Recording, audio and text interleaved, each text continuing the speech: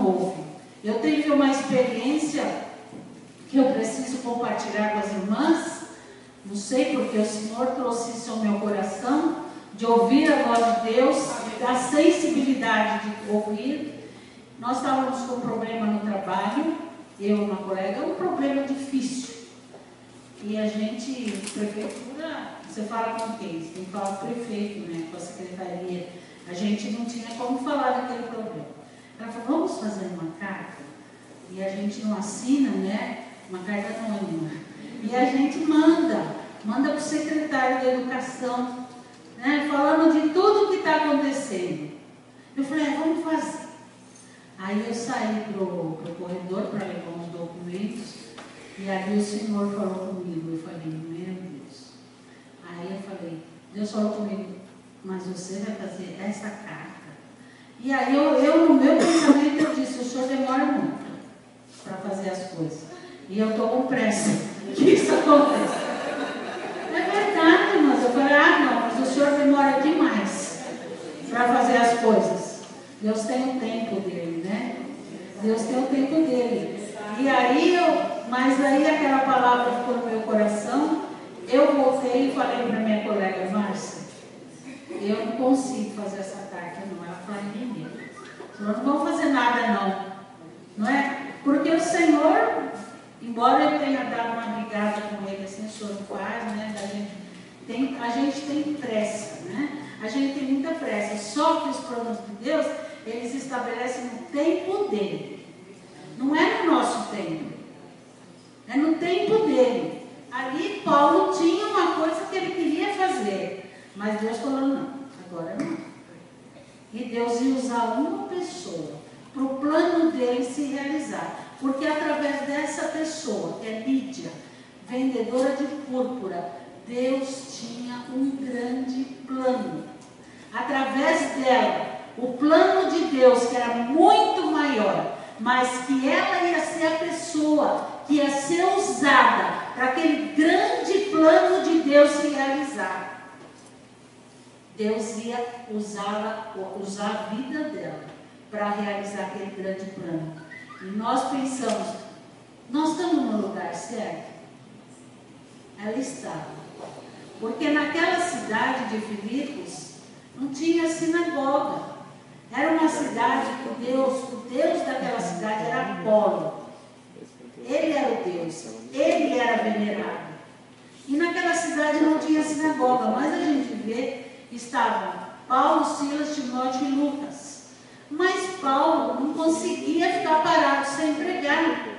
Ele procurou a sinagoga, eles não tinha sinagoga, porque para ter sinagoga tinha que ter 10 judeus bem confiáveis. Lá não tinha esse tanto de judeus bem confiáveis. E Paulo então queria procurar um lugar. Naquela cidade, o que eles fizeram então?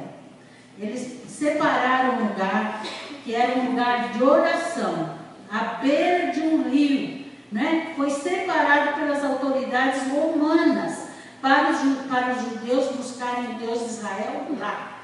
Então eles separaram um lugar, era fora da cidade, fora dos muros da cidade, na beira de um rio. Então ali, os judeus ali era um lugar que era para quem não adorava Apolo, não é? Fosse para aquele lugar, porque não tinha sinagoga lá.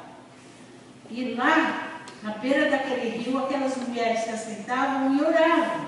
E Paulo então, como não tinha sinagoga, ele ficou pensando onde tinha um lugar que tinha oração, onde ele pudesse ir. E ele foi para esse lugar.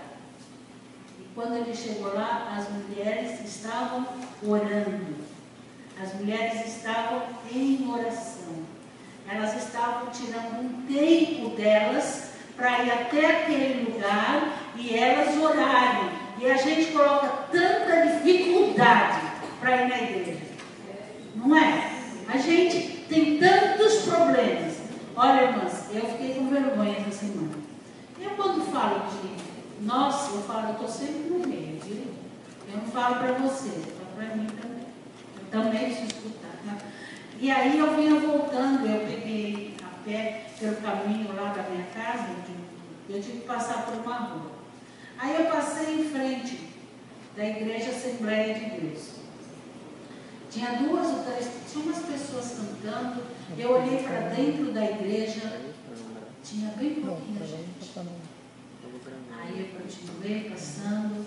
Aí passei por uma cristã do Brasil. Ficava meio longe, né? Eu não sei, não dava para ver quem estava lá. Aí passei por uma igreja Deus é Amor.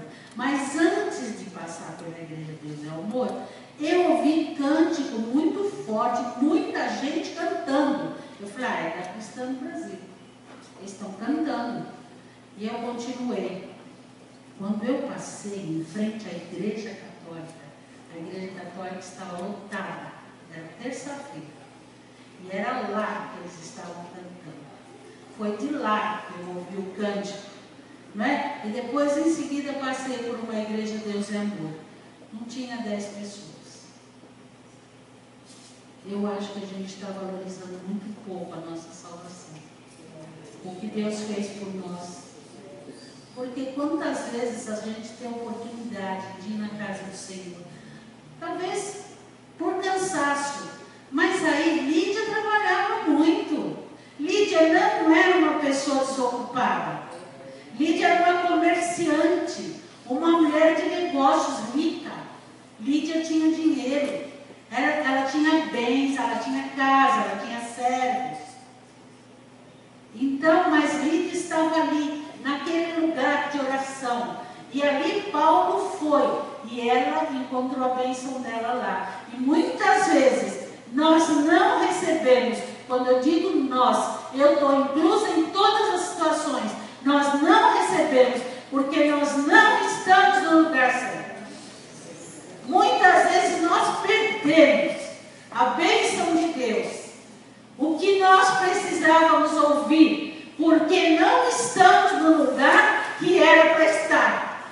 Paulo foi para esse lugar, e lá ele encontrou as mulheres, e elas estavam em oração. Elas eram discriminadas. Porque não tinha sinagoga. E as autoridades romanas, então, elas foram adorar fora da cidade, naquele lugar separado.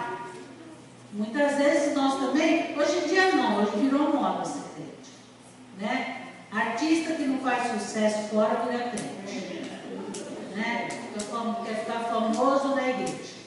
Aí ele canta igual é no mundo, e aí ele faz tanta coisa. Será que o Senhor aceita isso? Não sei. Né? Então agora é moda crente, todo mundo é crente. Um dia aquela baby Consuelo foi no programa do Jô Soares, não sei se alguém viu, e ela falou do batismo do Espírito Santo, e o Jô Soares perguntou para ela assim, e como é isso, falar em outra língua? Ela falou, peraí que eu vou mostrar. E ela falou lá, menina, não sei qual, mas gente, que vergonha, não é? Ai, que vergonha. Eu fiquei com a gente com tanta vergonha sobre isso. Né? E quantas coisas que a gente vê na internet hoje em dia, que envergonha, né? Naquele tempo elas eram discriminadas, hoje já nós nem somos mais discriminados, hoje nós estamos na moda. Nós estamos na moda, fala assim, o que você é? Eu sou evangélica, eu sou crente. Todo mundo é crente. E quando você fala com os espíritas, você não sabe com quem está falando. Porque Jesus é maravilhoso, porque Deus é amor, como Jesus é bom. Eu falo, meu Deus do céu. E outro dia eu estava no meu trabalho, eu sempre trabalho com muitas pessoas espíritas. E eu comecei a cantar, Deus está aqui, tão certo como o ar que eu respiro. E uma colega que é do centro, muito famoso, Perseverança, ela falou, nossa, a gente canta esse hino no centro, a gente canta essa música no centro. Eu falei, Deus está aqui. Eu falei, tá. Está lá mesmo, só que não é o meu Deus, é outro. Não é verdade? Então, gente, hoje nós não somos discriminados, mas naquela época elas eram.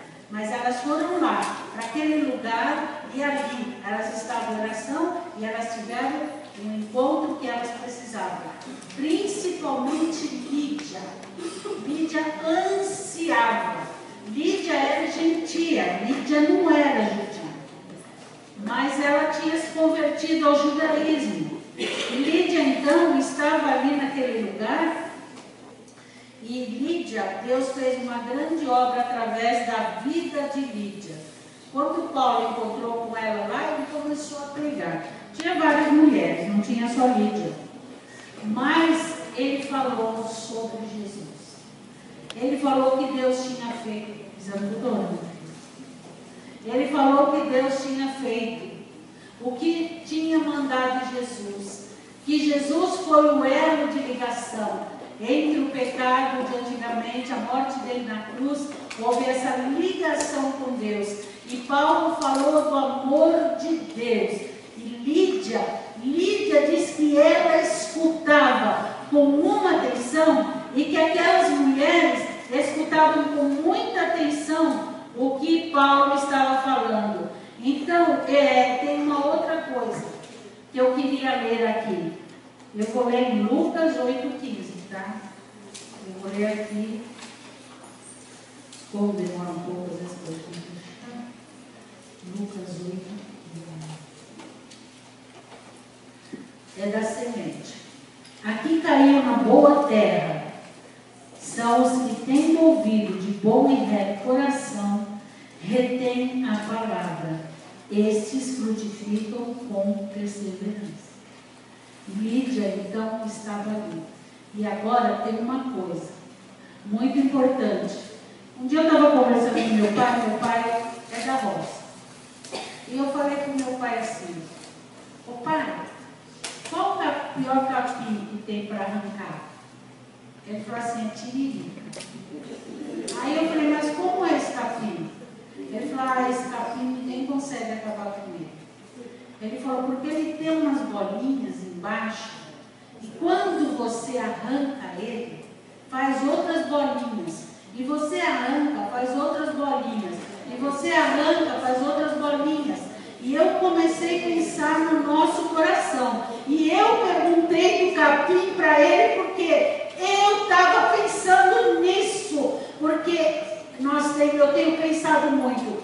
Cria em mim, ó Deus, um coração puro, e que habite um espírito inabalável. E nesse momento eu estava pensando no nosso coração, eu estava pensando no meu coração. O que tem no meu coração que o Senhor precisa limpar? Quantas coisas no nosso coração, inveja, orgulho, arrogância, e o Senhor precisa limpar, e nós nos apresentamos diante de Deus nessa condição, mas nós temos que mudar, e o Senhor transforma. Se você começar a pedir: cria, Deus, em mim um coração puro, você vai ver que a transformação vai começar a correr na sua vida, e você vai sentir. Você vai falar: olha, Deus está mudando o meu coração. Em relação ao nosso coração, nós temos tantas mágoas enraizadas, muito enraizadas, profundas, difíceis, que só Jesus, só Deus pode arrancar. Mas Ele pode. Mas existe o querer. Nós temos que querer. Nós temos que querer que o Senhor trabalhe, deixar Ele trabalhar. Porque muitas vezes acontece alguma coisa que nós temos necessidade de perdoar. Mas a gente fala assim: ah não, esse perdão é muito grande. Não, fala, esse é difícil de perdoar. Deus fala assim: a gente sabe sobre o perdão, todos nós sabemos, difícil é pôr em prática. Conhecer, a gente conhece. Quantas vezes já falamos de perdão, já ouvimos de perdão, já lemos de perdão na Bíblia, e perdoa não é? E a gente tem pecadinhos assim, que a gente classifica pecadinho e pecadão. Para Deus não. né? Isso é um pecadinho, né? Isso é um pecadinho, né? Então, esse pecadinho eu perdoo, mas o outro pecadão não. Senhor, não dá para perdoar. Dói demais. Não dá para perdoar. Esse pecado é muito grande. Isso me magoou demais. Isso me feriu demais. Eu não sei como realizar isso. Eu não sei como fazer. Eu estou perdida em meio a essa situação. Aí o Senhor traz ao nosso coração a nossa vida. Aí o pecadão da pessoa, a gente fala assim: o que o Senhor fez na minha vida? E quando essa dificuldade é tão grande de perdão, o Senhor direciona. Porque Ele quer que nós tenhamos um coração puro. Você pode falar: Senhor, eu quero perdoar. Eu não consigo. Eu preciso que o Senhor trabalhe. E Deus tem um jeito dele de trabalhar. E Lídia, a semente caiu em boa terra. E a semente, porque ela estava, mesmo sem conhecer a Deus, do jeito, ela devia ter ouvido falar. Mas ela não conhecia a Deus do jeito que Paulo foi falar com ela. Não é? Mas ela teve essa sensibilidade. Ela estava com o coração pronto para cair aquela semente e frutificar, dar fruto. E deu muitos frutos que a gente vai vendo, de acordo com a vida de Lídia, que a gente vai vendo. O Senhor pode fazer isso conosco? Consulta aí. Como é que está teu coração? Só você sabe. Só você e Deus. Como vai cair essa semente? Vai ter pedra? E nós lemos a parábola do semeador. Só uma semente cai em boa terra. Uma cai com pedregais. Tem várias condições. Passa a água e leva a semente embora. Tem várias condições. Como está? Como está o nosso coração?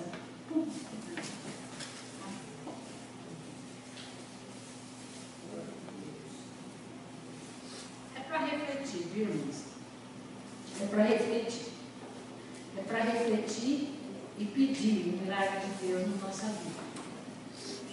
E repetir muitas vezes esse versículo, não é?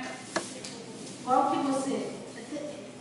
Tem uma coisa que o Senhor vai te mostrar que você precisa.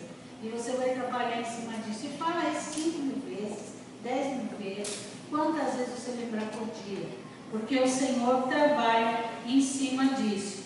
E Lídia, então, ela tinha um coração pronto para receber. E ali ela se tornou cristã.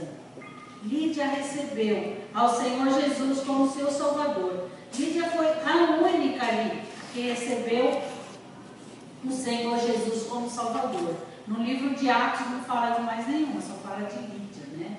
E Lídia era uma mulher de negócios, como eu já falei, que era muito bem sucedida. Lídia vendia tecidos.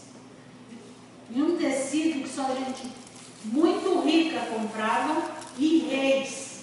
Só gente muito rica e reis usavam aquele tecido que Lídia vendia. Era um tecido que era preparado, era uma tinta que era tirada de um molusco. E com essa tinta, quantos moluscos, né, tinha que tirar para atingir aqueles tecidos. E a cor ia do escarlate, do vermelho, até o púrpura, que era mais escuro. Tinha também uma lagarta que comia carvalho. E daquela lagarta eles faziam a tinta vermelha, que ela atingia os tecidos. E esses tecidos eram muito, muito caros. E ela então trabalhava muito. E essa tinta, não era todo mundo que podia fazer esse serviço. Naquela época já tinha um sindicato de tintureiro. Não era todo mundo que podia, não. Eram só algumas pessoas. E então, quando eu vi isso aí, eu me lembrei, sabe o quê? Eu me lembrei que quando Jesus, o Senhor falou no meu coração, Eu vou ler aqui, depois as irmãs leem em casa. Quando Jesus foi diante de Pilatos, em 23:11, não é? Vai falar primeiro de Herodes, Jesus diante de Herodes. Mas Herodes, juntamente com os da sua guarda, tratou-o com desprezo e, escarnecendo dele, fê-lo vestir-se de um manto aparatoso e o devolveu a Pilatos. Eles colocaram em Jesus um manto desse tecido de púrpura, que era o manto usado por reis. Era uma capa usada por reis. Como Jesus, o rei dos judeus, eles escarneceram de Jesus e colocaram aquela capa em Jesus, mas ele era mesmo o rei e merecia muito mais do que aquilo, e ele continua sendo o nosso rei, e ele foi tão humilhado, tão escarnecido, que ele foi, mas o Senhor Jesus, ele morreu por nós, e era esse tecido que Lídia vendia.